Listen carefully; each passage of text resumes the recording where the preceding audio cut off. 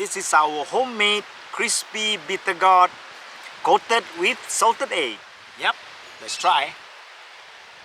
Whoa! It's so crispy and so crunchy. Here are our 5 tips. Number 1, if you want to be crispy and crunchy, you need to use rice flour. Tip number 2, before you start, you need to squeeze the bitter gourd to extract the juice. This definitely will help to reduce the bitterness of this bitter gourd. Third tips, if you want to have extra crispy, you need to fry twice.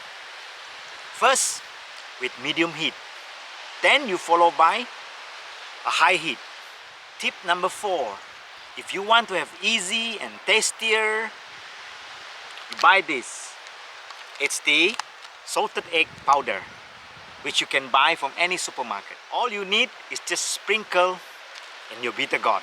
But if you want to fry with butter, take note, this will burn fast. Now tip number 5, do not miss out, sprinkle some sugar. And in our recipe, we use icing sugar. That's all, friend. Please watch our video and subscribe, and please comment below.